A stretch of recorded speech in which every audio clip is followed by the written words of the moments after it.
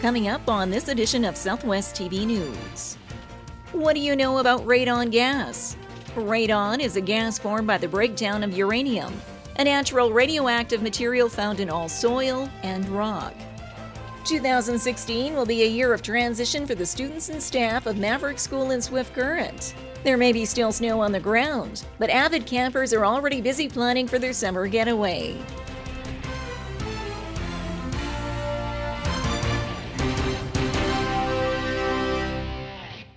Thanks for joining us here today. High levels of radon gas can become a serious issue in your home, and you're advised to test your house sooner than later. What do you know about radon gas? Radon is a gas formed by the breakdown of uranium, a natural radioactive material found in all soil and rock.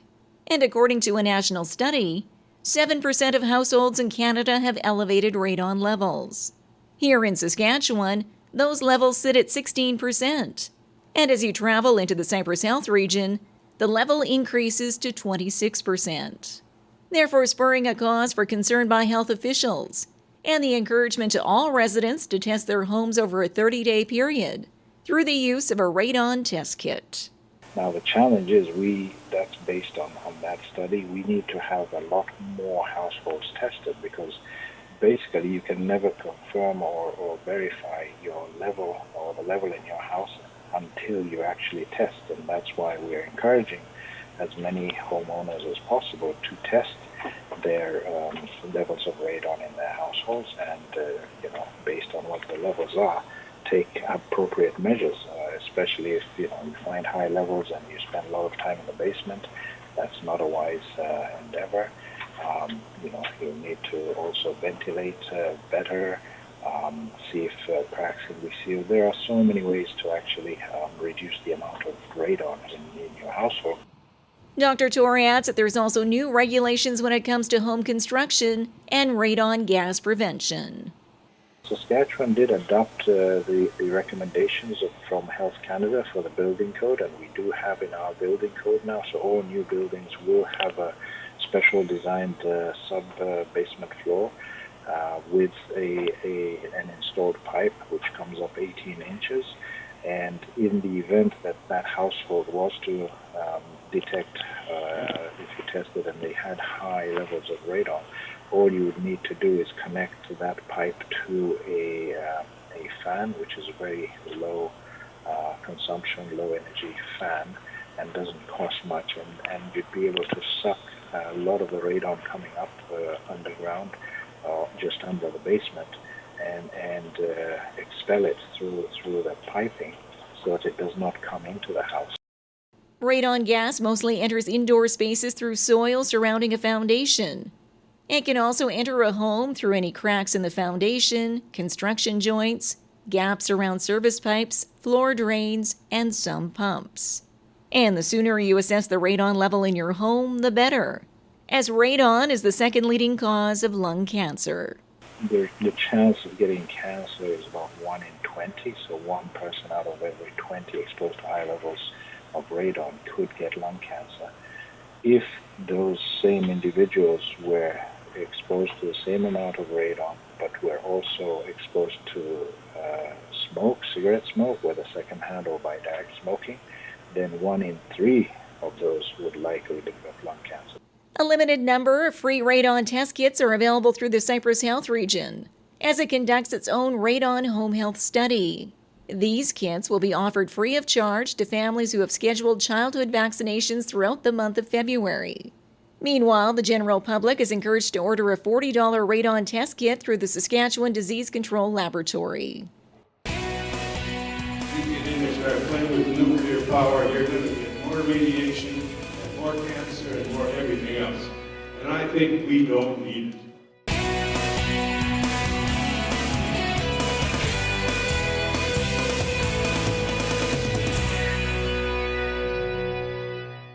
With its building lease set to expire, Maverick School here in Swift Current is set to move to a new location on the city's south side.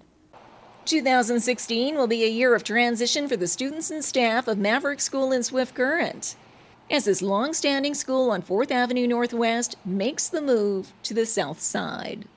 currently we're in a leased facility, and every time the lease comes up, we do have a look at, is there a business case to be made for us moving forward with one of our own properties? And so in conjunction with the closure of Omen School and the fact that the Kin School was still quite structurally sound, we ran a 10-year business case on leasing versus doing our own renos, and it just showed that it was worthwhile. We made application to the ministry. They believed in the business case, and so that's why we went forward with it. And as crews work on the renovations for the former Kinsman School, Chufu says all is on schedule for move-in day.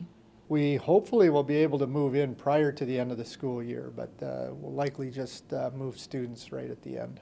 According to stats from the Chinook School Division, over 50 students are enrolled within the Maverick School system.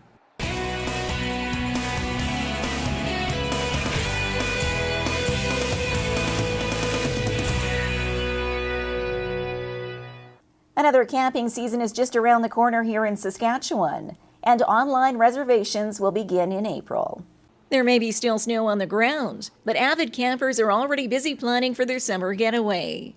Starting April the 11th, campsite reservations will be accepted online, staggered over a 10-day period, giving campers the chance to book the site of their choice, with a few locations across the province set to open up later in the season.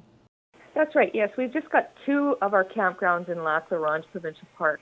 We have other campgrounds that will be, fully operational and will be ready for reservations on the date that's indicated, and that is Tuesday, April 19th. However, there are 2 bigger campgrounds in that park, which are Wadden Bay and Namibin. Both sustained some damage in the fires last year, so still work underway to get those back into condition for our customers to come. So as soon as we are confident that the work will be completed, we'll let people know that the reservation system is going to start taking bookings for those 2 locations and open it up. WeHack ads are something for everyone at Saskatchewan's provincial parks, whether you're there for a day trip or the week, with a special program targeting new campers. So we did pilot a Learn to Camp program in a couple of locations in provincial parks this past summer, so that Learn to Camp program will be available again this year, and people can go to our saskparks.net website to find out more information on that, because there's an opportunity for somebody new to the province, maybe new to the nature, and wanting to try their hand at this experience. We can hold their hand while they're learning how to camp. Saskatchewan is home to 35 provincial parks covering a range of landscapes while offering a premium visitor experience. To find out more about Saskatchewan's provincial parks or to book your campsite, log on to saskparks.net.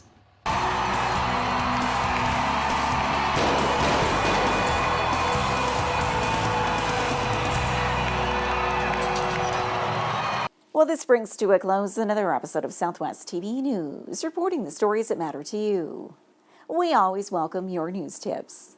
You can always reach us here by phone at our studio or by email to contact us at southwesttvnews.com. Also, be sure to join us daily online for the latest news from across Southwest Saskatchewan and so much more at MyLocalTV.ca. And be sure to follow us on a range of social media. Thanks for joining us here today. I'm Carol Andrews.